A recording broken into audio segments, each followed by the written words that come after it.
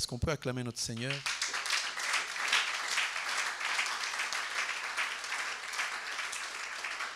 Gloire à Jésus. Nous sommes le dimanche 4, je crois, et le Seigneur nous conduit. Nous sommes presque en train d'entrer dans la fin de l'année. Voilà. Le Seigneur nous a gardés toute une année. Il avait dit 2022, ça sera une année de bénédiction et de travail. On a beaucoup travaillé, mais on n'a pas suffisamment travaillé. On va continuer à le faire parce que ce n'est pas encore à la fin. Alors nous allons ensemble, pour ceux qui ont encore la force dans leurs jambes, de se tenir debout. Nous allons lire Genèse chapitre 2, verset 8. Nous lisons par la grâce de Dieu, il est écrit ceci. Puis l'Éternel Dieu planta un jardin en Éden du côté de l'Orient et il y mit l'homme qu'il avait formé. L'Éternel Dieu fit pousser du sol les arbres de toute espèce, agréables à voir et bons à manger, et l'arbre de la vie au milieu du jardin et l'arbre de la connaissance du bien et du mal. Un fleuve sortait d'Éden pour arroser le jardin, et de là il se divisait en 4 bras. Le nom du premier est Pishon, ou Piscon pour certains. C'est lui qui entoure le pays de Havila, où se trouve de l'or. De l'or de ce pays est pur. On y trouve aussi du bédnium et la pierre d'onyx. Le nom du second fleuve est Guion, et c'est celui qui entoure le pays de Cush. Le nom du troisième est Hidékel. Pour certains, c'est marqué Tigre, je crois. C'est celui qui coule à l'orient de la Syrie. Et le 4e fleuve, c'est l'Euphrate. Voilà. Que Dieu soit béni. Merci, que Dieu vous accorde sa grâce. Vous pouvez vous asseoir. Voilà, nous continuons ce qui a été déjà commencé par l'homme de Dieu, Patrick, qui nous a parlé, qui a expliqué plusieurs choses. Je ne vais pas revenir encore sur tout ce qu'il avait dit. Je renchéris simplement par une voie, une brèche qu'il a laissée, et puis on va l'exploiter. Il a parlé des 4 bras, il a expliqué la royauté, il a expliqué que Matthieu est venu comme ces 4 êtres vivants. Nous allons lire Apocalypse, les 4 êtres vivants. Apocalypse chapitre 4. Apocalypse chapitre 4. Je fais un bref résumé pour que tous ceux qui n'étaient pas là voient de quoi on parle. Alors, nous sommes dans Apocalypse chapitre 4, verset 7. Le premier être vivant est semblable à un lion. Le second être vivant est semblable à un veau. Et le troisième être vivant a la face d'un homme. Et le 4e être vivant est semblable à un aigle qui vole. Amen, amen, amen. Est-ce que tout le monde a son carnet, une feuille, la Bible? Parce que nous voulons véritablement faire ce qui est écrit dans le livre de Matthieu, chapitre 28, verset 19. Oui, c'est ça. Où c'est écrit, allez partout, faites des nations, des disciples, pas des chrétiens, mais des disciples. Parce qu'après, on expliquera chrétien, qu'est-ce que ça veut dire. Mais on veut que vous soyez des disciples de Jésus-Christ. Un disciple doit connaître la parole, il doit savoir trouver des versets. Aujourd'hui, on va essayer de monter un peu plus haut, mais bon, ça ne sera pas très haut, mais on va essayer de monter pour que chacun puisse saisir. Alors, vous voyez qu'il y a 4 êtres vivants. On a cité le lion, on a cité le veau, on cite aussi l'homme et l'aigle. Et le bien-aimé a exploité Matthieu. Il a montré que dans le livre de Matthieu, on a expliqué, présenté Jésus comme le roi. Et effectivement, il est venu comme le roi. Et Marc le présente comme le veau. Le veau, c'est le sacrifice. Amen, amen. Voilà. Et finalement, Luc est venu pour témoigner qu'il est l'homme. L'homme, la sagesse. Et Jean l'a présenté comme l'aigle. Alors, juste une mise au point par rapport aux animaux. Lorsque on dit que Jésus se présente comme lion, Jésus n'est pas un lion. Jésus, c'est le Créateur. Parce que j'entends aujourd'hui des gens qui excellent dans les révélations pour dire que Jésus, c'est le crocodile, c'est ce qui est écrit, mais je ne peux pas vous saluer au nom du crocodile. Je dois vous saluer au nom de Jésus-Christ. Donc, nous prenons des images pour montrer combien Dieu est grand. Ce que j'aimerais aujourd'hui, c'est faire ressortir la grandeur de Dieu pour montrer que l'homme, parce que le bien-aimé serviteur de Dieu qui nous parle de 4 bras, il est en train de nous expliquer maintenant, on est à la face de l'homme. Vous voyez, le lion, c'est celui qui règne, c'est celui qui dévore tout, qui détruit, parce que le lion, on l'appelle le roi des animaux. Si Dieu utilise le mot lion, c'est parce que le lion est considéré comme étant le roi des animaux. Mais est-ce que quand il est roi, il a la capacité de manger tous les animaux? Non, mais il est roi parce qu'il est roi. Parce qu'il y a des animaux que le lion n'arrive pas à atteindre. Hein, il arrive, mais bon, pas tous. Hein. Le lion, des fois, avec l'hippopotame, ça ne marche pas. Avec un éléphant, c'est plus gros que lui. Mais il est quand même le lion. Vous voyez? Donc, Dieu utilise ce symbolisme pour pousser comprendre qu'il est roi. Hein. Dieu est tout en tous. Et je vais revenir sur ça aujourd'hui. Quand il montre la dimension de Marc, c'est la dimension du veau. Le veau, c'est le serviteur. Si Dieu est roi, il veut que nous soyons rois. Amen. Un roi ne se plaint pas. Un roi, il a l'assurance de sa royauté. Parce que quand tu es roi, ce n'est pas pour un temps, parce que c'est lui qui est aujourd'hui président de la République française, il attend la fin de son mandat. Mais en tant que roi, nous n'avons pas de fin de mandat. C'est que si le diable a été mis sous nos pieds, c'est éternellement. Si la maladie est mise sous tes pieds, ne commence pas à la porter sur toi-même. Nous avons reçu la royauté, et cette royauté, c'est éternel. La royauté, c'est de père en fils. Si tu deviens roi, eh ben, tu es roi pour toujours. Maintenant, quand il vient dans la dimension du veau, il vient comme sacrifice, parce qu'il est monté à la croix comme le simple, le moindre de tous, afin de donner vie. Donc, il vient comme serviteur. Et nous aussi, nous devons devenir serviteurs. Quand on sert, on se sacrifie.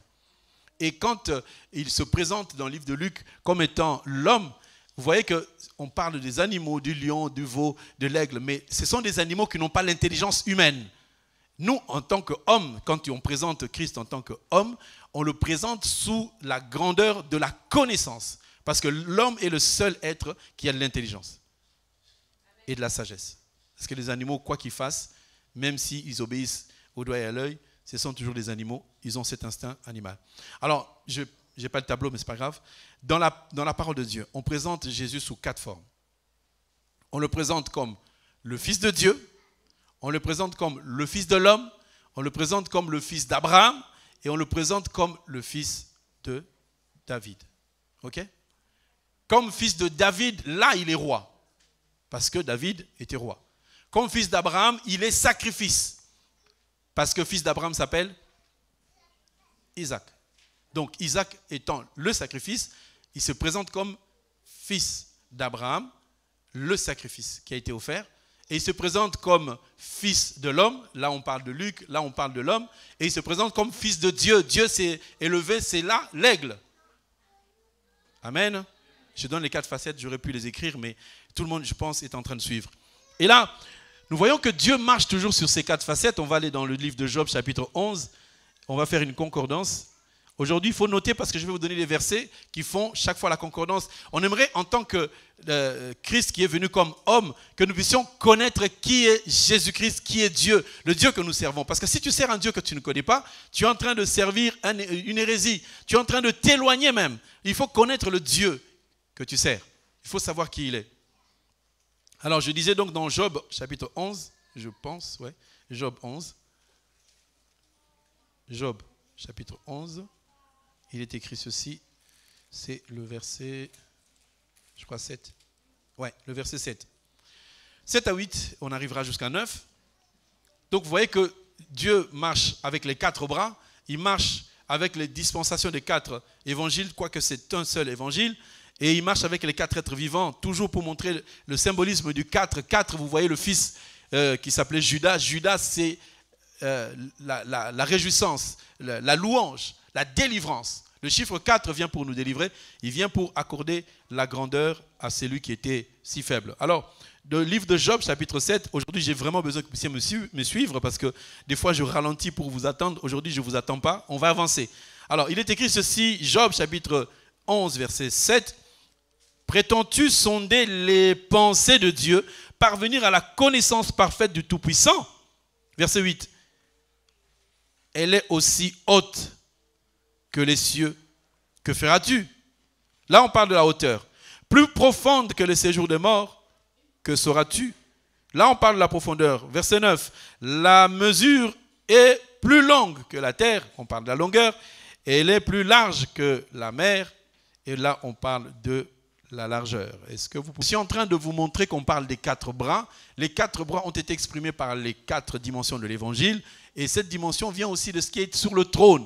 Lorsqu'on a lu le verset de Genèse chapitre 2, on voit bien que le fleuve est en train d'arroser le jardin. Il arrose. Quand un fleuve arrose, c'est pour fertiliser. Quand on fertilise, ça produit.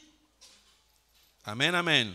Je vous donne le verset correspondant de ce que je viens de lire dans Job, chapitre 11, versets 7 à 9. Je vous donne le correspondant de ce verset, c'est Éphésiens, chapitre 3, verset 18. Il dit ceci, vous puissiez comprendre, verset 17, c'est mieux, en sorte que Christ habite dans vos cœurs par la loi, afin qu'étant enraciné et fondé dans l'amour, vous puissiez comprendre avec tous les saints quelle est la largeur, la longueur, la profondeur et la hauteur. Amen. Pour connaître Christ, il faut connaître la longueur, la largeur, la hauteur et la profondeur. Amen, amen. Bon. Merci, que Dieu te bénisse. Voilà. On fait tout pour que la grandeur de Dieu se manifeste. Des fois, je vais me servir de ce tableau. On va voir par rapport au temps. J'aimerais que chacun note, parce que c'est beaucoup plus facile. C'est beaucoup plus facile de noter parce qu'on va courir, on va évoluer, on va avancer. Il y a des choses qui vont rester. Alors, je suis toujours dans la pensée d'expliquer que la révélation, la connaissance de Dieu en tant qu'homme doit nous permettre de savoir qui on prie pour que la délivrance nous soit accordée. Amen, amen. J'aimerais t'enseigner quelque chose. Lorsque tu as la connaissance de Christ, la puissance de Dieu descend en toi et t'accorde la délivrance. Il y a un verset qui dit « Mon peuple périt par manque de... » Beaucoup de gens ont la connaissance mais sont en train de pleurer. C'est comme quelqu'un qui a de l'or dans sa maison, qui a de l'argent dans sa maison, il pleure, il dit « Je n'ai rien, je n'ai pas d'argent, je n'ai pas de travail. » Et pourtant Dieu t'a donné une dimension de richesse que tu ne pouvais pas voir. Vous devez savoir que la parole de Dieu que nous avons est une richesse très, très, très grande. Est-ce que tout le monde me suit? J'aimerais vraiment que vous puissiez vous accrocher. Parce qu'on voudrait faire ressortir quelque chose. On nous explique que Dieu prend la forme d'un lion, il prend la forme d'un veau, il prend la forme de l'homme, il prend la forme de l'aigle. Tout ça pour nous montrer qu'il veut que nous puissions parvenir à la connaissance parfaite de son nom. Amen, amen. Vous savez, quand vous aviez 10 ans, est-ce que quelqu'un se souvient de son surnom à l'école? Tu vois, des fois on t'appelait grandes oreilles, des fois gros nez. Quelqu'un se souvient ou pas? Donc, mais à supposer que tu arrives à 40 ans, tu sors d'une gare, tu entends grosses oreilles. Tu dis, ah, celui-là, il me connaît quelque part. La personne vraiment, et tu es avec un frère à côté. Il dit, frère, toi tu t'appelles grosses oreilles. Il dit, écoute seulement. C'est ça le surnom qu'on m'avait donné, parce que quand j'étais petit, les oreilles étaient grandes. Mais maintenant, comment ils ont rétréci?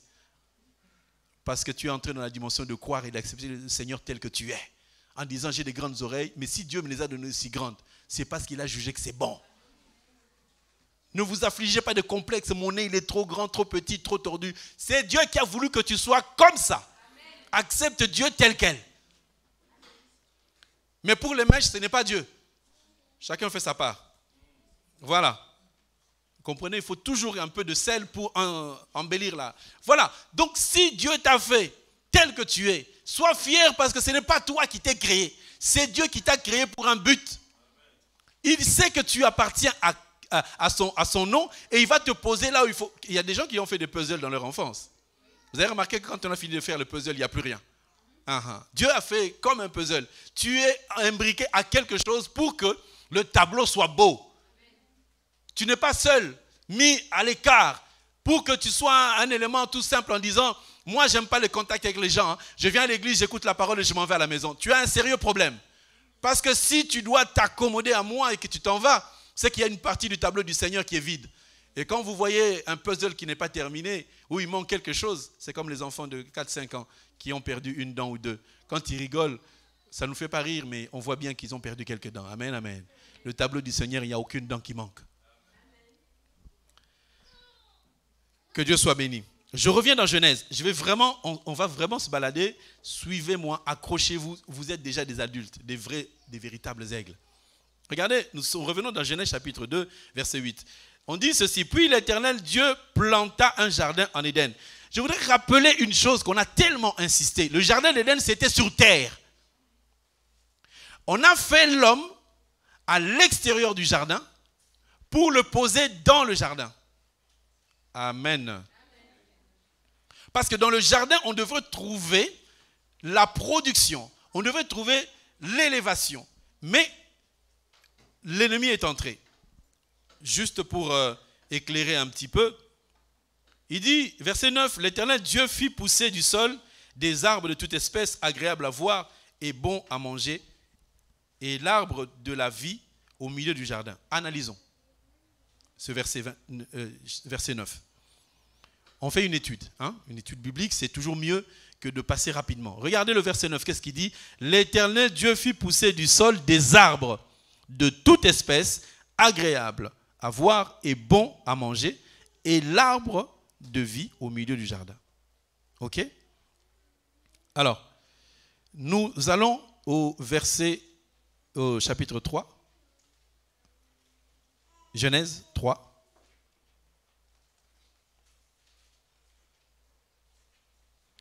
Nous allons au verset 4. Alors le serpent dit à la femme, vous ne mourrez point, mais Dieu sait que le jour où vous en mangerez, vos yeux s'ouvriront et que vous serez comme des dieux, connaissant le bien et le mal. Verset 6. La femme vit que l'arbre était bon à manger, agréable à la vue, et qu'il était précieux pour ouvrir l'intelligence. Faisons une simple étude. Dieu, quand il a planté, il a dit les arbres qu'il va planter seront bons à manger, agréables à la vue, et il y a un arbre derrière, de vie, de connaissance de vie, de connaissance du bien et du mal. 3 choses. Quand le diable vient, il vient dire à la femme la même chose que Dieu a dit, sauf que vous avez vu avec moi Genèse chapitre 3 verset 6, la femme vit que l'arbre était premièrement bon à manger, 2 agréable à la vue, et 3 ça permet d'ouvrir les yeux. Qu'est-ce qui a ouvert les yeux? C'est l'arbre de la connaissance du bien et du mal. Et c'est ça la tentation de Satan sur Jésus-Christ. Quand il est venu, il a proposé 3 choses. Et je ferme juste la parenthèse pour vous dire que nous allons avoir une marche assez forcée. Amen, amen. J'aimerais que tu saches que Dieu veut que tu le connaisses parfaitement. Si tu pries Jésus-Christ, fils de Dieu, c'est que tu te trompes. Nous prions Jésus-Christ, Dieu créateur. Mais il prend multiples formes. Et lorsque nous marchons avec le Seigneur, nous ne marchons pas dans la parole de Dieu pour nous marier. Nous ne marchons pas dans la parole de Dieu pour avoir de l'argent. Mais pour la vie éternelle. Jean chapitre 17. Je fais tout pour que vous puissiez comprendre ce que l'Éternel a mis dans mon cœur ce matin. C'est que nous écoutons des très bonnes choses au travers de notre bien-aimé qui nous enseigne sur les 4 bras. Mais je n'aimerais pas que ça reste une notion utopique, mais que nous puissions, parce qu'il a parlé en tant que roi, nous avons tous compris, en tant que sacrificateur, nous avons tous vu, mais en tant qu'humain, homme, on doit avoir la sagesse, parce que Jésus a dit, voici ici, il y a plus que Salomon. Donc on doit avoir la sagesse. Or, cette sagesse nous conduit à la vie éternelle. Jean chapitre 17.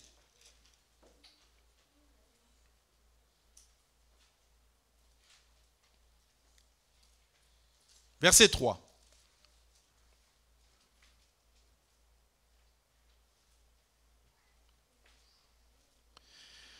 C'est écrit ceci. Selon que tu lui as donné, je vais lire le verset 1. Après avoir ainsi parlé, Jésus leva les yeux au ciel et dit, Père, l'heure est venue, glorifie ton Fils, afin que ton Fils te glorifie. Retiens ce verset. Ça, c'est la marche d'Abraham avec Isaac. Verset 2. Selon que tu lui as donné pouvoir sur toute chair, afin qu'il accorde la vie éternelle à tous ceux que tu lui as donnés. Verset 3 qui nous intéresse. Or, la vie éternelle, c'est qu'ils te connaissent, toi, le seul vrai Dieu, et celui que tu as envoyé, Jésus-Christ. Il y a 2 personnes, apparemment. Il faut connaître Dieu, et c'est lui que Dieu a envoyé. Amen.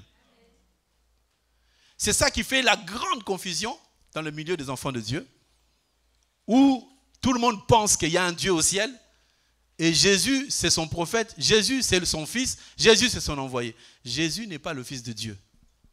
S'il est le fils de Dieu, qui est sa mère? Parce que Dieu est esprit.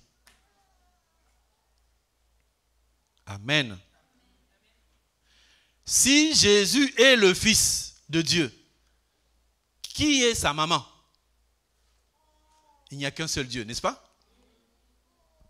Alors, nous allons entrer dans cette dispensation de comprendre pourquoi il est venu comme fils. Parce que nous chassons les démons au nom de... Voilà. Mais lequel? Le fils ou le père? Parce qu'on nous dit que la vie éternelle, c'est que ils te connaissent, toi, le vrai Dieu, et c'est lui que tu as envoyé. Amen, amen. Je sais que vous n'aimez pas les suspens, mais c'est bien aujourd'hui, ce matin, avant que le bien-aimé puisse aborder l'aigle, qu'on puisse vraiment monter encore. Parce qu'il va aborder l'aigle. Là, j'espère que je ne suis pas en train de parler tout seul. Mais vous m'écoutez quand même. Ésaïe chapitre 9. Je vous ai dit, il y aura beaucoup de versets aujourd'hui.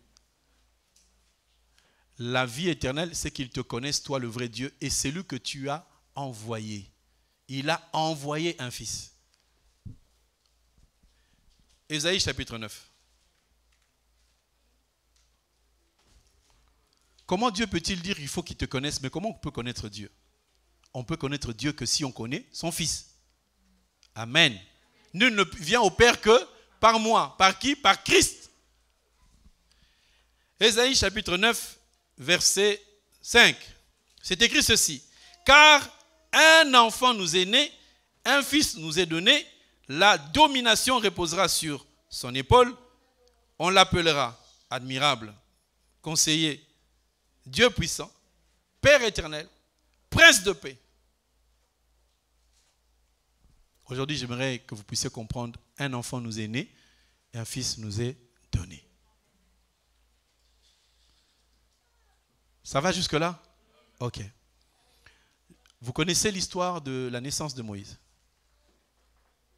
Vous connaissez l'histoire de la naissance de Moïse? Si je me mets à lire, je ne peux pas vous la raconter. Si je vous la raconte, vous comprendrez mieux. On peut donner les versets plus tard. La maman de Moïse s'appelle Jochebed. Et son père s'appelle Amram. Vous ne lisez pas la Bible. Ceux qui veulent relire Exode chapitre 6, vous lirez la lignée. Hein? Je vais vous le lire comme ça. Mais vos Bibles prennent la poussière. Il faut nettoyer. C'est Exode chapitre 6, verset 20. Amram prit pour femme Jochebed, qui était sa tante, et lui enfanta Aaron et Moïse. Donc, Moïse, il avait un grand frère et il avait une grande sœur. Je vais dans Exode, chapitre 2. Un homme de la maison de Lévi avait pris une femme de Lévi. Cette femme devait être enceinte et enfanta un fils. Et elle vit qu'il était beau et elle le cacha pendant 3 mois. Ne pouvant le cacher, elle prit une caisse de jonc qu'elle conduisit de bitume et de pois et elle y mit l'enfant et déposa parmi les roseaux au bord du fleuve. L'histoire, c'est celle-ci. Amram a pris une femme qui s'appelle Jochebed. Ils ont eu une première fille qui s'appelle Myriam ou Marie. Un deuxième garçon qui s'appelle Aaron. Et quand elle était enceinte d'un troisième fils, il fallait qu'il soit troisième. Amen. Parce qu'on dit qu'un homme de quelle maison? Un homme de la maison de Lévi. Et le troisième fils de Jacob s'appelle? Voilà, il fallait que Moïse soit troisième pour dire quoi? Cette fois-ci, mon mari s'attachera. C'est-à-dire que quand on voit Lévi, on sait que Dieu descend. Mais je sais que vous comprenez, mais parfaitement bien. Maintenant, Jochebed a donné naissance, on dit au verset 3, il prit quoi? L'enfant et les posa sur le fleuve. l'enfant est né dans la maison de Jochebed. C'est ça, un enfant nous est né. Dans la maison de qui? De Jochebed. Qui est Jochebed? Juif. Maintenant, ils ont pris cet enfant qui était à eux, ils l'ont mis sur le fleuve, l'enfant a quitté le lieu des Juifs pour aller où? Vers les Égyptiens. Quand il arrive chez les Égyptiens, il devient un fils qui a été donné.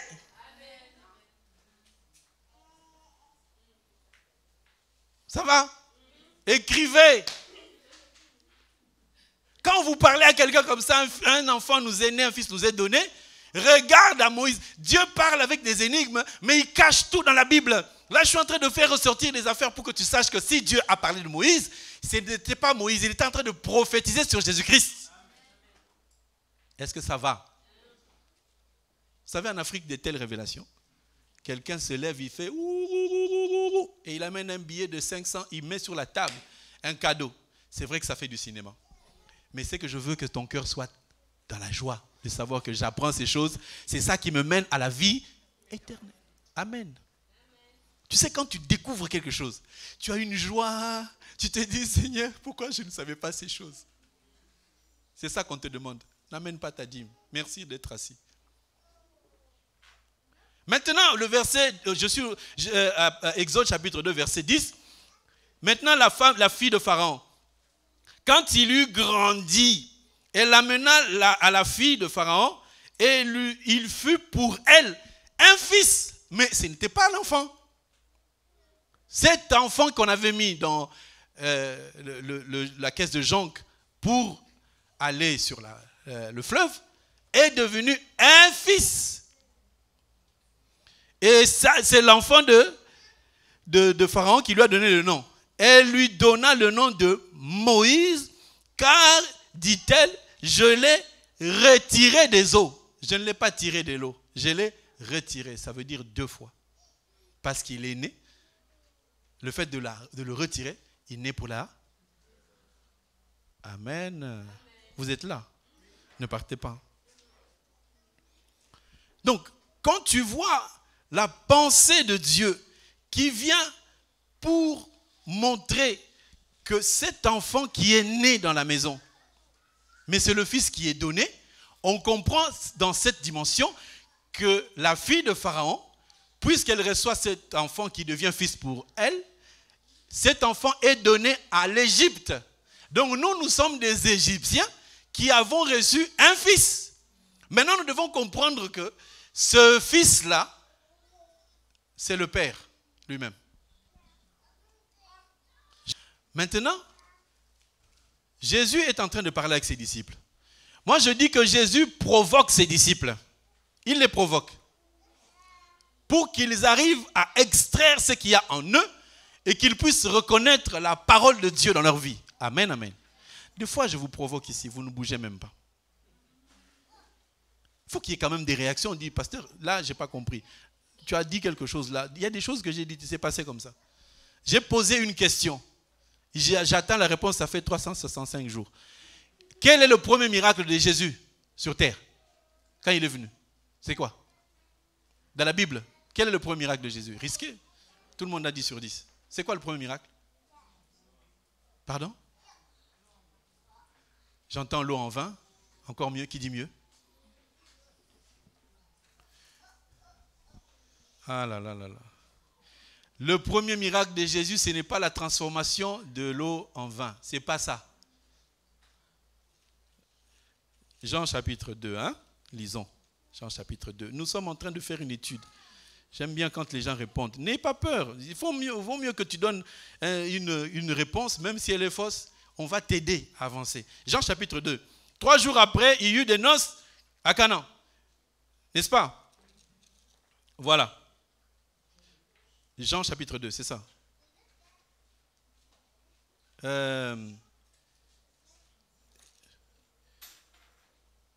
Qu'est-ce qu'il lui a dit? Il lui a dit de changer l'eau en vin. Et puis, verset 11. Jean chapitre 2, verset 11. C'est écrit quoi? Tel fut à Cana, en Galilée, le premier miracle que Jésus fit. Que fit Jésus, non? et il manifesta sa gloire et ses disciples crurent en lui. C'est le premier miracle, nous sommes d'accord ou pas? Mais je vous dis que ce n'est pas le premier miracle de Jésus. C'est le premier miracle de Jésus à Cana. Mais pas dans toute sa vie. Parce que si Jésus a fait des miracles, c'est dans la suite des temps. Avant qu'il fasse des miracles, il fallait qu'il ait des disciples. La fin du verset nous dit ceci. Tel fut en Galilée à Cana, le premier miracle que Jésus fit, il manifesta sa gloire et ses disciples crurent en lui. Avant d'avoir ses disciples, il n'a pas fait des miracles, il a fait des miracles face à ses disciples. Or, quand il a rencontré Pierre, qu'est-ce qu'il a fait comme... Il a fait quoi?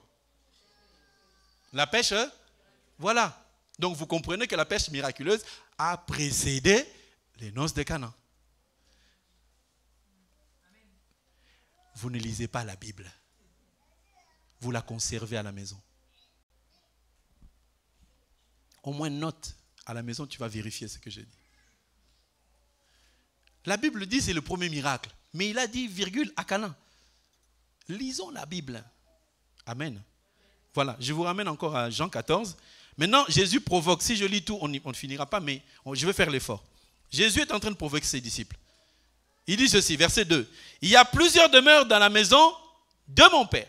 Et si cela n'était pas, je vous l'aurais dit. Je vais vous préparer une place. Pourquoi il va préparer une place? Parce qu'il veut venir prendre les disciples pour qu'ils habitent avec lui. Mais je vous précise que quand Jésus est en train de dire, je vais chercher une place pour vous, c'est qu'il vient prendre 12 personnes. C'est ça? Amen. Ah là là là là. Réveillez-vous un peu. Réveillez-vous.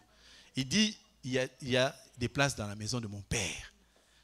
Je vais préparer une place et je viens faire quoi? Je viens vous chercher. Donc dans la maison de Jésus, il n'y a que de place pour 12 personnes. Non. Là, quand Jésus parle, il provoque ses disciples pour leur dire, il y a un grand nombre. Mais pour que les gens viennent là-haut, il faut qu'ils soient comme vous. Disciples, pas chrétiens, pas des gens qui viennent à l'église à temps partiel. Ils sont en CDD à l'église. Quand le CDD finit, on renouvelle. Amen. Aujourd'hui, je sais qu'il n'y aura pas beaucoup d'amen, mais je ne les cherche pas. Vous allez supporter aujourd'hui qu'on prêche la parole. Hein? Vous aimez qu'on prêche, non? Quand j'ai touché le péché, le pasteur, j'arrête. Ça, voici la matière. Réagissez avec des cris de joie, avec des acclamations, pour dire que voici la parole. Parce que j'ai donné le verset clé en disant, la vie éternelle, c'est qu'ils te connaissent, toi le vrai Dieu. Mais ce Dieu-là, tu ne le connais pas parce que tu ne cherches que la guérison de ton corps. Il y a des gens qui viennent à l'église que pour leurs propres intérêts. Seigneur, fais-moi grâce que je trouve la véritable femme. Pas de carie dentaire, c'est tout ce que tu cherches. Donne-moi un homme beau. C'est ça la vie éternelle. Tu sais que tu peux entrer dans le mariage comme ça et tu perds la vie éternelle. Parce que tu aimes tellement le mariage. Amen, amen. Alors, verset 3. Et lorsque je m'en serai allé et que je vous aurai préparé une place, je reviendrai. Ce n'est pas vous qui allez venir. Je vais revenir. Seigneur, aide-moi. Seigneur, pourquoi tu m'as abandonné? Bien-aimé, avant même que tu viennes sur la terre, quand tu n'étais même pas formé, ton père n'avait jamais rencontré ta maman, Dieu savait déjà que tu existerais et que tu réussiras. Aujourd'hui, tu es en train de faire des calculs. Oui, mais j'ai ça, j'ai pas ci, je suis court, je suis petit, je suis noir. Mais quand Dieu faisait le plan, tu n'existais pas. Et quand tu es venu à l'existence, ce qui devait s'accomplir est venu avec ta présence. Dieu sait que tu es venu, voici ton chemin, voici le lieu où tu vas vivre dans la paix. Mais toi, dans ton incrédulité, comme tu ne connais pas le vrai Dieu, tu commences à entrer dans « Seigneur, s'il te plaît, aide-moi, regarde les autres, ils avancent. » Mais quand tu étais dans le plan de Dieu, est-ce que tu ne savais pas que Dieu avait déjà déterminé ce que tu vas être? Même si un jour tu entres dans un avion, dans un train, même dans l'eau, le bateau fait naufrage. Si Dieu avait écrit que toi tu vas arriver à tel endroit, quel est le diable le veuille ou pas, quel est le démon le veuille ou pas, tu arriveras. De quelle manière, je ne sais pas. Dieu peut même te faire rater un avion. Il peut te faire rater un bateau. Et tu es en colère. C'est quoi cette société? Je ne vais plus jamais prendre l'avion Air France. Il t'a sauvé. Notre problème, c'est que nous n'avons pas connu le vrai Dieu. C'est pour cela que nous sommes en train de nous plaindre. Il y a des gens qui n'avancent pas. Eh Seigneur, que jusqu'à quand? Moi, je m'inquiète. Heureusement, je suis un homme. Je vois des sœurs qui s'inquiètent. Seigneur, jusqu'à quand je serai seul? Ah là là là là là. Nous prions. J'ai dit, Seigneur, donne-lui quand même. Même, voilà, qu'elle prenne. Tellement elle demande. Et puis ça me fera un peu de vacances. Son mari va prendre le relais. Ça sera une dispute entre eux. Arrête ces jupes-là, arrête ces robes-là. Ça ne sera plus moi. Amen, amen. Maintenant, il dit verset 4. Je sais, vous savez où je vais. Il est toujours en train de provoquer. Vous savez où je vais et vous en savez le chemin. Thomas lui dit, Seigneur, nous ne savons où tu vas. Comment pourrons-nous en savoir le chemin? Jésus lui dit, je suis le chemin, la vérité et la vie. Regarde, Jésus a mis ça dans l'ordre.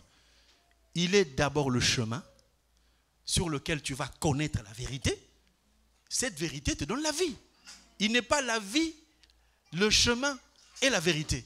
Il a mis ça dans l'ordre. Pour rencontrer Jésus, il faut que d'abord tu entres dans le chemin. Il y a des gens qui ont choisi, ouais, mais parce qu'on parle de Jésus, de toute façon, c'est le même Jésus. Ce n'est pas le même Jésus. Avant qu'on te dise que tu entres dans un chemin, pose la question.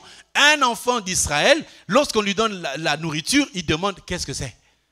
Quand ils étaient en Égypte, dans le désert, plutôt dans le désert, quand la manne est tombée, ils ont pris la manne, au lieu de manger, ils sont allés voir Moïse. Moïse, qu'est-ce que c'est? Dis-nous, c'est quoi? C'est quoi qu'on mange là? Ah non, mais ça c'est la manne mangée. Hein? On mange, d'accord, ok, on mange. Combien de gens ici regardent des vidéos sans même demander à Moïse, on mange ou on ne mange pas?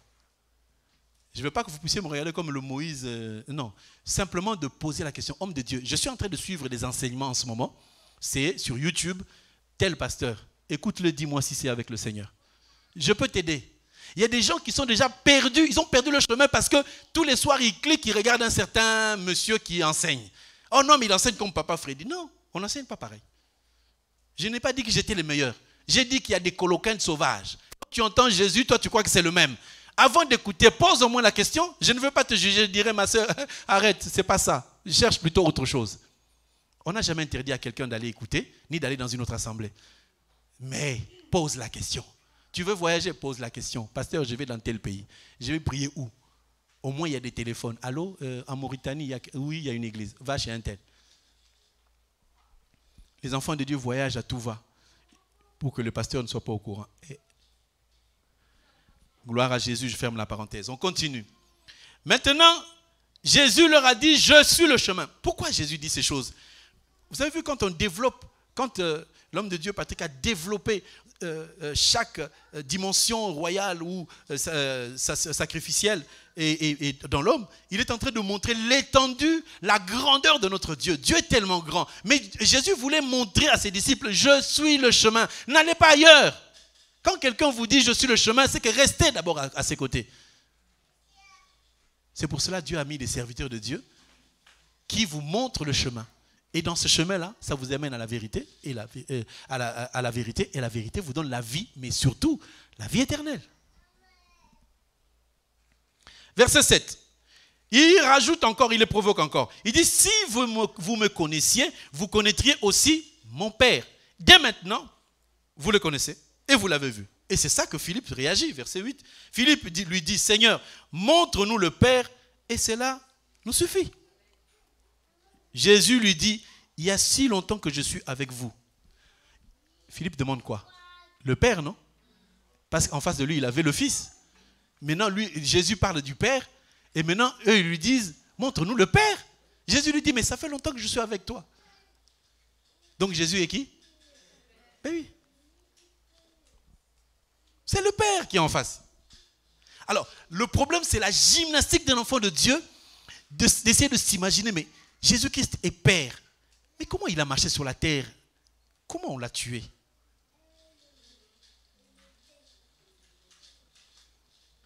C'est ça qui fait la difficulté de beaucoup d'enfants de Dieu. Il dit, mais Dieu, il est au ciel, mais comment il est sur la terre? Mais Jésus-Christ est Dieu. Jean 3. Revenons dans Jean 3. Je laisse la place à tous les prédicateurs d'ici de prendre ce que je viens de dire là, de le ramollir et de vous le donner dans la bouche. Ça va aller. Verset 13. Jean 3, verset 13. Regardez ce que Dieu dit. Jésus dit ceci. Personne n'est monté au ciel si ce n'est celui qui est descendu du ciel. Je répète. Personne n'est monté au ciel. Le brigand à la croix, on lui a dit quoi? Aujourd'hui même, tu seras avec moi où? Au paradis, non? Mais Jésus vient dire, personne n'est monté aujourd'hui, il n'y a personne au ciel. Personne. Le brigand là, il n'est pas au ciel. Jésus dit, verset 13, Jean 3, 13, personne n'est monté au ciel. Regardez très bien, c'est écrit, si ce n'est celui qui est descendu. Qui est descendu? C'est Jésus, non? On l'appelle donc le Fils de l'homme, qui est dans le ciel. Il est descendu, mais il est au ciel encore. Donc celui qui est descendu, c'est lui-même qui est toujours au ciel.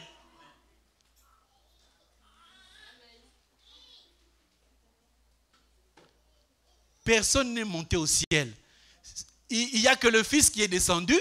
Ce Fils-là, c'est lui-même qui est au ciel. Vous comprenez que c'est la même personne qui est au ciel, qui est sur la terre. Mais il est venu comme fils parce qu'il devait porter la chair. Avant d'entrer sur terre, il devait porter une chair. La chair, elle contient le sang.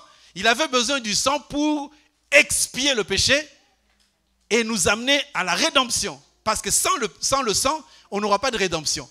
Mais le sang versé une seule fois. Et non pas le sang versé dans ton McDo ou dans tes macayabs ou quand tu manges. Non, le sang versé, c'est une seule fois pour toutes dans ta vie. Quand est-ce que le sang vient dans ta vie? Le sang vient dans ta vie le jour de ton baptême. Parce que tu meurs avec Christ et tu ressuscites. Ces jours-là, le sang coule sur toi de manière à ce que quand les démons vont venir, ils vont voir le sang et ils vont éviter. Maintenant, tu n'es pas baptisé. C'est pour cela que le diable, quand il vient, il entre en toi. Amen, amen. Est-ce que ça va? Arrêtez l'hypocrisie chrétienne. Est-ce que ça va? Mais dites non. Amen. Maintenant, je suis sûr que c'est oui. La pensée du Seigneur, c'est que c'est lui qui est venu sur la terre, c'est lui-même. Mais avant de montrer qu'il est venu avec le Père, parce qu'il était en train de dire, c'est lui qui m'a vu, a vu le Père. Or, lorsque tu vois dans Genèse chapitre 22, il y avait un homme qui marchait avec son fils. Quand tu vois le fils, tu dis, mais il est ton père. Mais il est là. Il est là, mon père. Pour montrer que Dieu lui-même est descendu des cieux avec son fils, c'est-à-dire avec la dimension humaine pour accorder le sang. Et c'est là qu'il faut voir que quand dans Genèse chapitre 22, ils allaient, Dieu leur a dit, je vais vous montrer une montagne sur laquelle vous allez sacrifier mon fils. Et il a appelé Isaac mon fils unique. Mais est-ce que Isaac était unique? C'est ça qui complique les gens. Oh non, mais Jésus est fils de Dieu. Quand Dieu parle de fils, il dit simplement c'est lui qui est envoyé. Qui est envoyé? Mais il n'y a que lui. Devant la tombe de Lazare, Jésus a dit enlevez la pierre. Jésus maintenant n'est pas entré dans la tombe. Jésus a envoyé son fils, qui est la parole.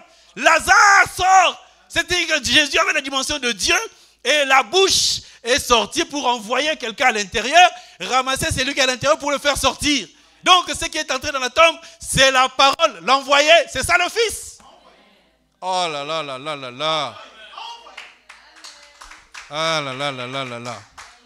Dans la dimension humaine, c'est difficile à comprendre. Mais dans la dimension spirituelle, le Père était là. Et les gens cherchaient le Père. Mais il était là. Sauf qu'il était caché dans le Fils. Je vous ramène encore chez Noé. Noé avait 3 enfants, non? Nous disons qu'il en avait 4. Le 4e enfant, c'est celui qui est venu pour les sauver.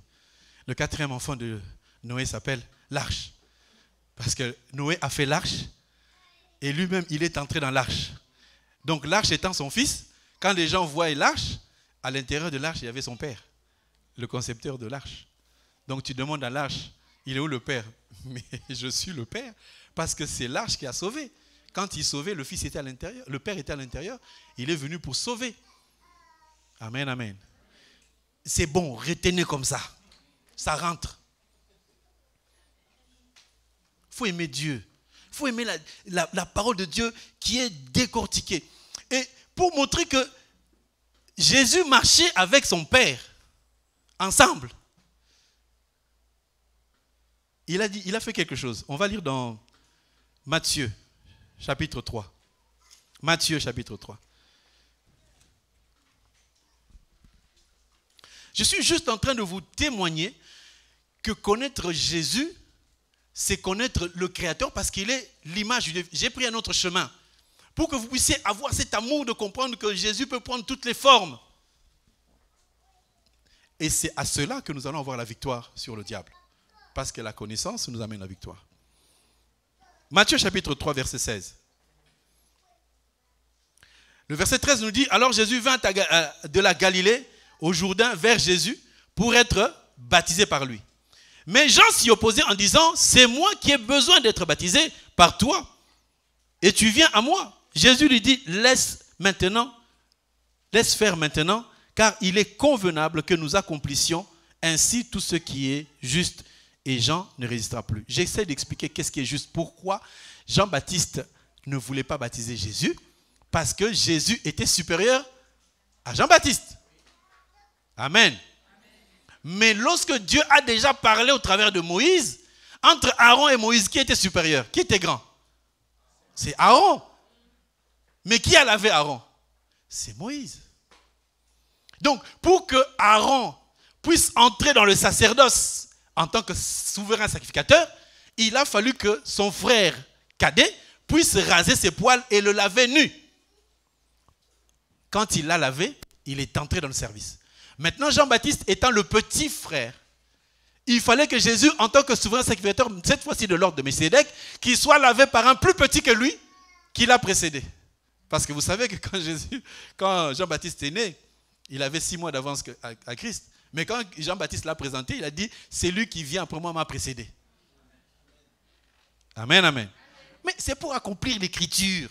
Donc, quand vous lirez Genèse, vous ne trouvez pas le nom de Jésus. Vous lirez Exode, vous lirez Lévitique, vous ne le voyez pas. Ne vous dites pas, non. Moi, je suis un chrétien du Nouveau Testament. Non, Jésus est déjà. Hey. Ces choses-là, quand tu les comprends, les sorciers ne te résisteront plus jamais. Tu leur dis, tchou, ils partent. Parce que tu sais en qui tu as cru. C'est lui qui croit en un Dieu quelque part, fils de quelqu'un. Le diable lui-même, quand il a tenté Jésus, Jésus lui a dit, tu n'adoreras que le Seigneur, ton Dieu. Le diable était Lucifer à l'époque qui mettait le sol de perfection, donc il devait reconnaître que Jésus est le Fils et Dieu c'est son Père. Mais quand Jésus lui a dit, tu n'adoreras que l'Éternel, ton Dieu, il s'est incliné, il est parti parce qu'il sait que c'est lui à qui je parle. C'est lui Dieu. Alors, hier j'écoutais quelqu'un, la question, ça m'a fait sourire, et j'ai beaucoup aimé parce qu'il disait, il y a un pasteur qui disait, on veut toujours mettre 3 dieux dans l'église, hein? Dieu le Père, Dieu le Fils, Dieu le Saint-Esprit. On veut nous donner un Dieu qui s'appelle Allah, on veut nous donner Bouddha, mais pourquoi dans tous ces dieux-là, il n'y a qu'un seul Satan? Jamais tu apprendras qu'il y a 2 Satans, un Satan de gauche. Non, c'est le même Shaitan. Quand tu vas c'est le même Shaitan. Pourquoi vous voulez que le diable soit 1 et que Dieu il soit 3? Non, jamais. Amen, amen. Est-ce que tu peux acclamer Jésus?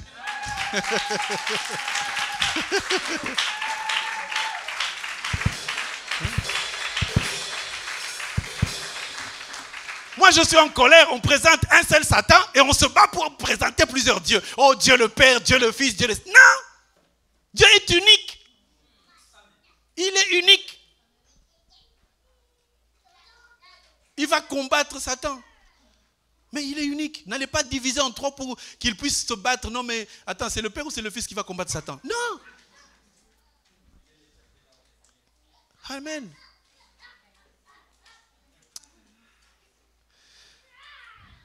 Maintenant, verset 6, on est dans Matthieu chapitre 3, verset 16. Dès que Jésus eut été baptisé, il sortit de l'eau. Et voici les cieux s'ouvrirent et il vit l'Esprit de Dieu descendre comme une colombe et venir sur lui. Verset 17. Et voici, une voix fit entendre des cieux ces paroles. Celui-ci est mon fils bien-aimé, en qui j'ai mis toute mon affection. Amen, amen. La voix vient d'où? Du ciel, non? Jésus, il est où? Sur la terre, non? La distance du ciel à la terre, elle est longue ou pas? Hein? Donc, si Dieu est au ciel, Jésus est sur terre, pourquoi il dit celui-ci? Pourquoi il ne dit pas celui-là? Amen. S'il dit celui-ci, c'est parce qu'il est à côté. Celui-ci est mon fils. Donc, les gens sont en train de regarder au ciel. Mais il vient de dire celui-ci. Donc, si je dis à Laetitia, celle-ci, elle est à côté de moi, non? Mais si je veux parler de Yannick, je dis celui-là qui est au fond. N'est-ce pas? Donc, si Jésus sort de l'eau et que la voix se fit entendre du ciel pour dire celui-ci, ça veut dire que c'est lui qui parle comme ça, il est à côté. Vous ne lisez pas la Bible, c'est vrai.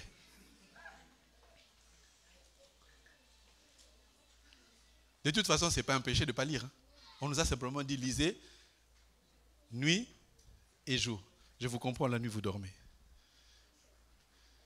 Amen, amen. Quand je dis vous ne lisez pas la Bible, je me mets dedans. Parce que je vais m'encourager à lire encore. Quand on dit celui-ci, ça veut dire qu'il est à côté. Oh non, mais le royaume des cieux, comme si Dieu existait loin. Seigneur, est-ce que tu m'as entendu là où tu es? C'est ça nos prières.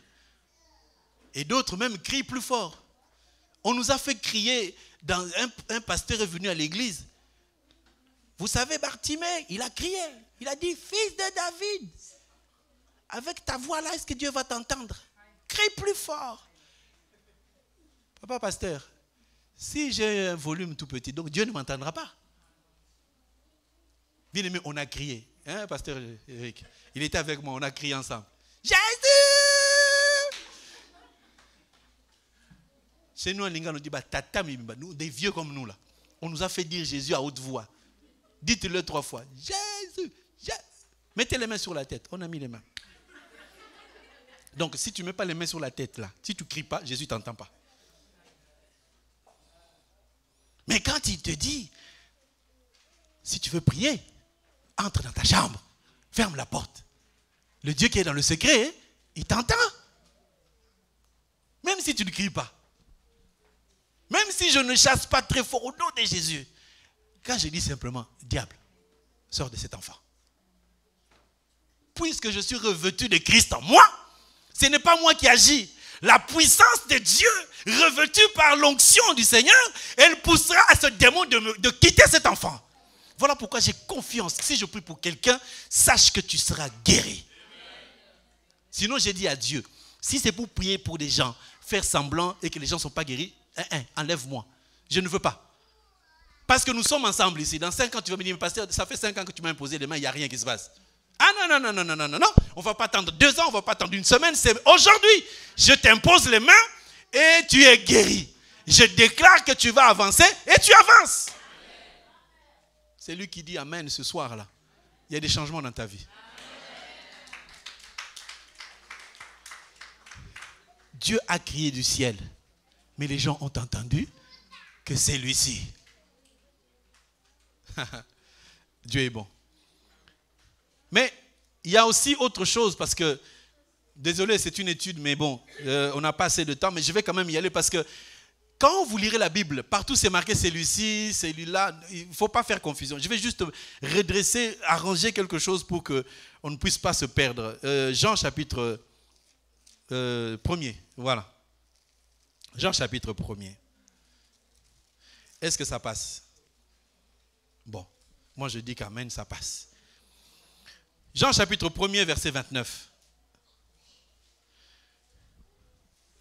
Là maintenant, on fait une différence pour que vous puissiez saisir encore.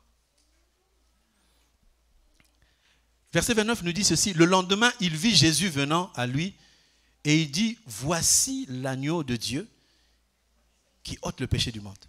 Donc, là, Jean-Baptiste voit Jésus. En fait, Jésus n'était pas un animal, vous le savez, c'était un homme. Jean-Baptiste voit un homme. Tout le monde voit un homme, mais dans la révélation, Jean-Baptiste dit, voici, celui-là, là, c'est l'agneau de Dieu. Donc, c'est l'animal qu'on cherche. Vous savez pourquoi on a dit que Jean-Baptiste c'est le plus grand? C'est à cause de cette phrase. Voici l'agneau de Dieu. Mais la question qu'on avait posée, on l'a posée dans Genèse 22. On y va. Genèse 22. Je vais trouver le verset. On y va. Aujourd'hui, je vous ai dit qu'on va lire beaucoup, on va écrire beaucoup, on va faire la gymnastique, aller, revenir.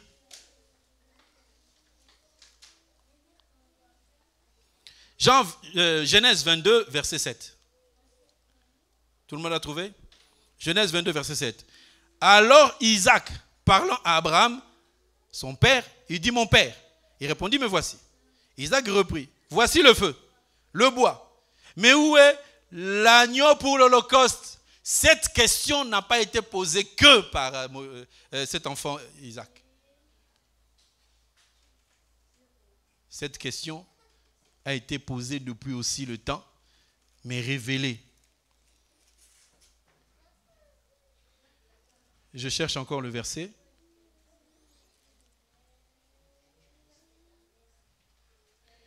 Apocalypse 5.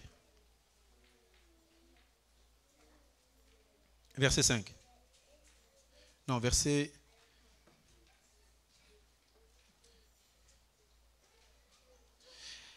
Verset 2. Apocalypse 5, 2.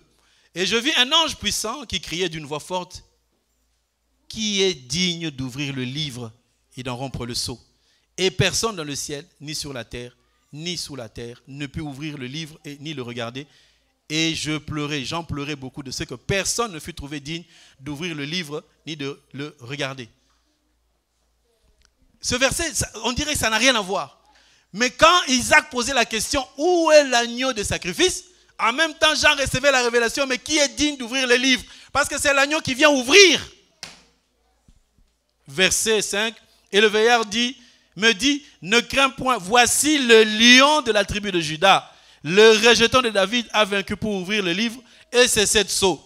Et je vis au milieu du trône 4 êtres vivants, et au milieu des veillards, un agneau qui était comme immolé. Ce n'était pas un agneau immolé.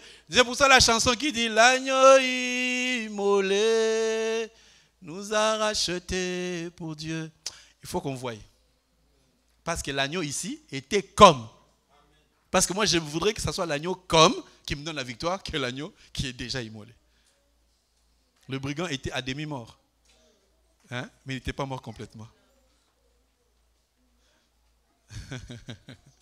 Que Dieu vous bénisse beaucoup. Hein?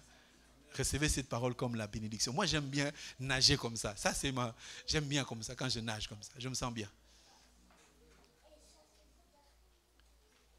Quand Jean-Baptiste dit, voici l'agneau, il répond, et à Jean, et à Isaac, qui cherchait qui? Où est l'agneau de sacrifice? Parce que Dieu n'attendait qu'un seul agneau, un seul. Parce qu'il a dit, il n'a créé ni sacrifice, ni holocauste, ni victime. Et tout ce qu'on a offert dans la loi, Dieu a dit, je n'agrée pas. Tout ce que tu fais, Dieu n'est pas d'accord. Je vais donner la dîme, Dieu n'est pas d'accord. Je vais faire ceci, Dieu n'est pas d'accord. Il n'y a qu'une chose pour laquelle Dieu est d'accord, c'est que tu te retrouves en Christ pour que ce que tu donnes ait de la valeur. Parce que si tu viens, non mais moi je vais donner la dîme comme ça, le pasteur va voir. Ne donne pas pour moi. Donne avec l'intention d'appartenir à Christ et de montrer à Christ. Pas au pasteur. Amen, amen. Ah là là. La parole de Dieu, elle est bien. Jean chapitre 1, on reprend le verset 29. Il y a deux choses dans lesquelles on va encore parler. Donc, si Jean-Baptiste dit voici, ce n'est pas le même voici que Dieu qui dit celui-ci est mon fils. Hein? On était à Jean chapitre 1er, verset 29. Je vous relis le verset. Il est écrit ceci, le lendemain, il vit Jésus venant à lui et dit voici l'agneau de Dieu qui ôte le péché du monde. Verset 35, 36, c'est marqué, le lendemain, Jésus était encore là avec les deux disciples.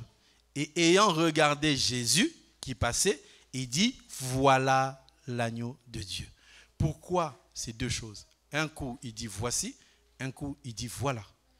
Ça, maintenant, c'est dans la dispensation d'Israël et de nous. Quand il dit voici, il s'adresse à nous. il s'adresse plutôt à Israël, qui était proche, parce que c'est lui le premier. Et quand il dit voilà, il s'adresse aux nations, qui eux aussi recevront l'agneau de Dieu. Donc un seul agneau pour deux peuples. Le peuple de maintenant, voici, et le peuple de plus tard, voilà. Ça va? Que Dieu soit béni. Et la phrase continue. Verset 43. Ma marche à moi, c'est de démontrer que nous devrions connaître mieux Christ pour être véritablement dans l'idée qui témoigne l'homme. Hein? Alors, verset 43, il nous dit ceci: le lendemain, Jésus voulut se rendre en Galilée et il rencontra Philippe et lui dit: suis-moi. Philippe était à Bethsaïda, de la ville d'André et de Pierre. Philippe rencontra Nathanaël et lui dit: nous avons trouvé celui de qui Moïse a écrit dans la loi et dont les prophètes ont parlé, Jésus de Nazareth, fils de Joseph. Je prends ça pour essayer de balayer un peu. Seigneur, je te bénis au nom de Jésus-Christ de Nazareth. Hein, vous avez déjà entendu prier comme ça, non? Est-ce qu'on doit prier comme ça ou pas? Ah là là là là. Je ne vais pas entrer dans les détails de Nathanaël. Je vais simplement dire une chose. Lorsque on voit Jésus, on dit que Jésus devait aller en Galilée. Donc, Jésus est né où? Dans quelle ville? Ah. Donc, Bethléem, dans quelle contrée? En Judée, n'est-ce pas? Jésus est né à Bethléem. Bethléem, c'est la ville de qui? De quelle tribu? 1 Samuel, chapitre 16, Samuel est allé vers Isaïe, il était le Bethléemite. Il était de quelle tribu? Comment? Merci, Judas, que Dieu te bénisse. Donc, vous voyez que Jésus est né dans la ville de Bethléem, de Juda, qui symbolise qu'il est roi. N'est-ce pas? Et que maintenant, il doit aller grandir en Galilée. En grandissant en Galilée, il devait vivre dans une ville qui s'appelle Nazareth. Nazareth, c'est la zone, c'est la ville pauvre, c'est la ville invivable, un lieu où il n'y a rien. Donc, si on l'appelle Jésus de Nazareth alors qu'il est né à Bethléem, ça veut dire que le roi a quitté sa royauté pour vivre avec des simples hommes. C'est ça la descente de Dieu qui a quitté son royaume au ciel, qui est venu sur la terre. Mais aujourd'hui, il n'est plus de Nazareth. Il est au ciel. Maintenant, on ne le connaît plus par la chair. Maintenant, ceux qui priaient Jésus-Christ de Nazareth, qu'ils arrêtent parce que Nazareth, c'est sur la terre. C'est l'image de ce qui est inutile, très bas tombé. Ça va? Hein? Parce que nous prions souvent, Seigneur, tu as entendu une prière quelque part, Jésus-Christ de Nazareth. Parce qu'il y a des gens qui disent, oui, mais si je chasse au nom de Jésus, il y a quel Jésus? Si tu as Christ en toi, quand tu prononces Jésus, on sait lequel. Hein? Quand une femme déclare François, on sait que ça, c'est son mari. Même s'il y a plusieurs François, elle, quand elle dit, François m'a dit, non, ce n'est pas son directeur, c'est son mari. Généralement, une femme doit beaucoup se tromper, dire le nom de son mari partout. Même se tromper à son directeur en disant, Freddy, pardon, Monsieur Jacques. Une femme doit citer le nom de son mari tout le temps. Du matin au soir. Tous les soirs quand il dit Freddy, on sent qu'il y a l'amour. Hein? Il y en a qui me regardent en disant si, hein? Ils ont des sérieux problèmes de couple. Auquel cas, ce matin, je chasse cet esprit-là au nom de Jésus-Christ. Les femmes têtues, je chasse l'esprit qui est en vous au nom de Jésus-Christ. Les femmes qui appellent leur mari par leur prénom et surtout par leur nom de famille, Kabongo, là tu te rends compte que c'est la colère qui a dépassé. Si on t'appelle Kabongo, là tu as des soucis. Je vais chasser l'esprit de tétutesse. J'ai appris ça et ça s'appelle tétutesse. J'ai cherché en français, ça n'existe pas. Les gens qui sont têtus. Amen, amen. Quand Dieu est venu, ah là là, on n'a plus assez de temps. Bon. J'ai débordé énormément. Jésus, quand il est venu comme fils, mais j'aimerais vous montrer qu'il a amené un autre aspect aussi. C'est l'aspect, je prends des aspects qui font un peu confusion pour que tu le connaisses mieux. Amen. On va dans Genèse, chapitre 1er, verset 27. Nous lisons 26-27.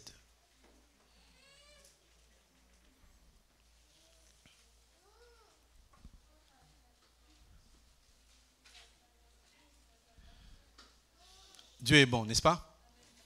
Mais il faut l'aimer par rapport à la parole. Il faut commencer à aimer. Vous savez qu'un homme doit savoir parler. Amen. Un homme doit savoir parler à sa femme. Tu vois un homme qui n'est pas tellement beau au plan national, mais sa femme est tellement accrochée, tu dis, mais qu'est-ce que tu trouves à cet homme avec des grandes oreilles? C'est parce qu'il parle bien.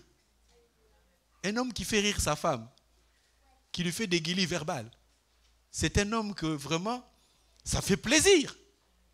Les sœurs, oui ou non? Mais si tu as mon général à la maison, quand tu rentres, ça devient au rapport mon général, ce n'est pas un couple.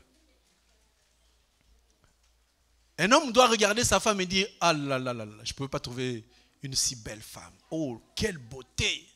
Et vous, quand vous regardez, vous parlez de qui là? Un homme doit savoir mettre un peu à sa femme, un peu de pincée de sel. Si tu n'arrives pas avec la bouche, fais-le avec les sous. Ça marche très très bien. Tu prends l'oreiller de ta femme, tu glisses 500 €, tu remets l'oreiller. Tu pars au travail. Quand tu reviendras le soir, tu vas entendre Yesu azali awa, Yesu azali awa. Toi, frère, quand tu reviens à la maison, non, t'étais où? Parce que tu ne fais pas de gestes. Soulève l'oreiller, glisse un petit billet. Et sur l'enveloppe, tu dis, mon chéri bien-aimé, sans toi, je ne vivrai pas. C'est toi qui comptes mes parts. Grâce à toi, je vis aujourd'hui.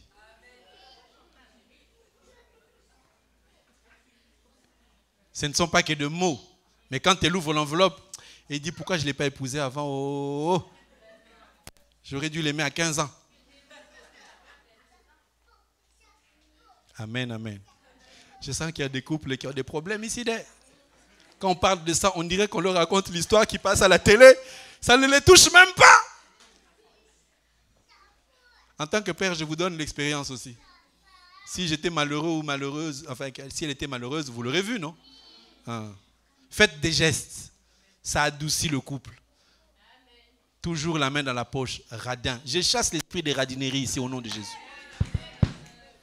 Tous les frères doivent passer à la délivrance. On chasse les démons. Quand tu vois la sœur qui vient à l'église dimanche avec le sourire, là, c'est qu'elle a regardé sous l'oreiller, il y a quelque chose. Des petits cadeaux. C'est ça, Jésus provoquait, moi aussi je provoque les couples pour que ça bouge un peu. Genèse chapitre 1 verset 27. Regardez la subtilité de la parole, c'est écrit ceci. Dieu créa l'homme à son image, il le créa à l'image de Dieu, il créa l'homme et la femme. J'aimerais que tu comprennes ce verset. Je m'arrête juste à la dernière partie, il les créa homme et femme. C'est-à-dire que quand on a vu Adam, Adam avait une féminité en lui. Amen. La femme n'était pas encore là, mais Dieu a mis la féminité dans le corps de l'homme pour que l'homme, lorsqu'il verra la femme en face de lui, qu'il ait cette compassion de dire, elle, c'est ma femme. Parce que nous, en tant qu'hommes, on est brut. Maintenant, il fallait que, parce qu'on a dit le premier homme, ce n'était pas Adam, c'était Jésus. Maintenant, il a fallu qu'on voie en Jésus l'homme et la femme. J'aimerais aider certains qui ont écouté cette prédication pour dire Jésus est une femme. On va aller chercher, écrivez. Je viens de vous lire Genèse chapitre 1, verset 27. Maintenant, on va aller dans Lévitique pour dire, comprendre. Lévitique 27. Est-ce que vous aimez l'enseignement? Est-ce qu'on peut continuer un peu? Merci, que Dieu vous bénisse.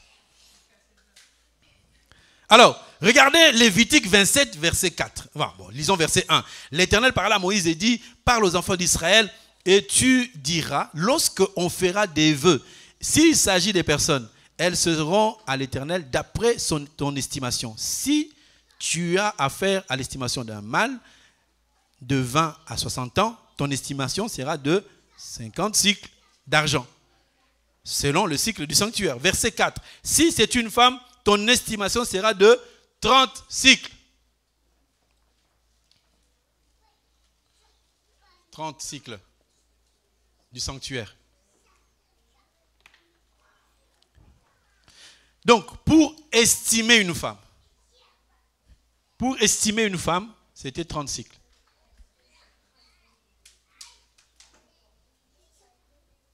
Voilà. Alors, je mets ça pour qu'on puisse voir. Je ne vais pas faire les calculs, bon, sinon on ne finira pas. Alors, on avance encore dans le livre de Zacharie 11. Notez les concordances, c'est très très important. La Bible n'est pas écrite pour plaire à des hommes, mais pour témoigner la grandeur de l'Éternel. Et ainsi, les hommes se plairont à cette parole parce qu'elle est tellement succulente. Verset 12. Zacharie 11, verset 12. Je leur dis, si vous le trouvez bon, donnez-moi mon salaire, sinon ne le donnez pas. Et ils pesèrent pour son salaire 30 cycles d'argent. Tout le monde a vu, non? On prend un témoin dans Lévitique, on prend un témoin dans Zacharie. Maintenant, on va dans Matthieu chapitre 26, verset 15. Matthieu 26. Matthieu chapitre 26, verset 15. Permettez-moi au moins aujourd'hui de déborder un peu, s'il vous plaît. Comme ça, on essaie de terminer. Hein? Merci, vous avez accepté. Hein? Ah, que Dieu vous bénisse. Voilà. Matthieu chapitre 26, verset 15. Verset 14. Alors l'un des 12 appelé Judas Iscariote alla vers les principaux sacrificateurs et leur dit, que voulez-vous me donner? Je vous le livrerai. Et lui payèrent 30 cycles d'argent. Judas, pour trahir Jésus, on lui a donné 30 cycles. Or, dans la loi, il est écrit, pour estimer une femme, c'est 30 cycles. Donc, le fait de vendre Jésus à 30 cycles montrait que Jésus avait la dimension de la femme. Vous comprenez? Il a la dimension de la femme. Et quand je vais encore te trouver un verset où il dit, Jérusalem, Jérusalem, j'ai voulu te rassembler comme une poule rassemble les poussins. Quand tu as rassemblé, il a la dimension d'une femme parce que la femme, son rôle, c'est de rassembler. La femme ne divise pas. Quand tu te maries avec un homme, tu rassembles et ta famille et la famille de ton mari. Toi, l'argent toujours de ton côté, l'argent toujours de ton côté. Donne aussi de l'autre côté, fais des gestes pour rassembler les deux familles parce que c'est le rôle de la femme. Les hommes que vous voyez, ils n'ont pas ça en tête. Toi, tu es la femme, rassemble. Regardez quand Dieu était dans la dimension de l'homme, quand les hommes ont péché au temps de Noé, qu'est-ce qu'il a fait? Il a tué. Mais quand Christ est venu en son temps, il a eu un cœur de mère pour rassembler. Matthieu 23, 37. Matthieu 23, 37. Merci, l'homme de Dieu, que Dieu te bénisse. Oui, Jérusalem, Jérusalem, qui tue les prophètes et qui lapide ceux qui le sont envoyés. Combien de fois j'ai voulu rassembler tes enfants comme une poule rassemble ses poussins sous ses ailes. Et vous ne l'avez pas voulu. C'est-à-dire que tu es poussin parce que Jésus est la poule. Or, les ailes de Jésus, il y en a deux, la loi et la grâce. C'est ce qui nous rassemble. C'est ça qui nous rassemble. C'est ça la parole. Amen, amen. Donc, je disais que il créa hommes et femmes parce que dans la Bible tout entière, de Genèse à Apocalypse, on parle que de Jésus. Mais au milieu, là, il y a un livre qui s'appelle Esther, dans lequel on parle d'une femme. Maintenant, cette femme-là, comment on va expliquer? C'est parce qu'il en a payé 30 cycles qu'on peut maintenant dire que Esther, en réalité, c'était aussi une femme qui représentait Christ. Parce que c'est elle qui a dévoilé et c'est elle qui a sauvé tout le peuple. pendant qu'ils étaient en captivité. Mais quant à l'enseignement, une femme ne peut pas enseigner. Vous comprenez ou pas? Dans la révélation, nous avons compris que si Jésus ne prend pas la forme d'une femme, on ne pourra pas parler d'Esther. Si il ne prend pas la forme d'une femme, on ne pourra pas dire qu'il a un corps. Or, le corps, c'est ça l'Église. Lui, il est la tête du corps, donc il a le côté féminin. Si aujourd'hui, nous entrons dans l'église, nous sommes assis malgré nos péchés, il y a des gens qui ont péché, qui ont menti. Si nous sommes encore là, c'est parce que c'est le côté féminin qui agit. Parce que l'homme n'y blague pas. L'enfant, quand il a fait une faute, sanction. Je ne comprends pas les hommes qui disent à leurs enfants, faites attention, votre maman vient, attendez voir, votre maman, il va vous punir. Un homme doit dire aux enfants, hé, Kéba, il faut que les enfants sentent qu'il y a un homme dans la maison. Tu ne touches pas. Et quand maman vient, viens ici, tiens, un petit bonbon. Le papa doit crier. Papa et maman doivent être complices. Quand papa crie, maman caresse. Et je viens vérifier chez maman. Tu l'as appelé? Oui, tu as caressé. D'accord, ok. Devant l'enfant, on est unis. Après le départ de papa, maman console les bobos. Je t'ai mis cocota dehors. Tu blagues dehors. Et c'est maman qui vient prendre la pommade. Mon chéri, mon bébé. Et les enfants, quand papa vient, qu'est-ce qu'ils font? Ils courent vers maman.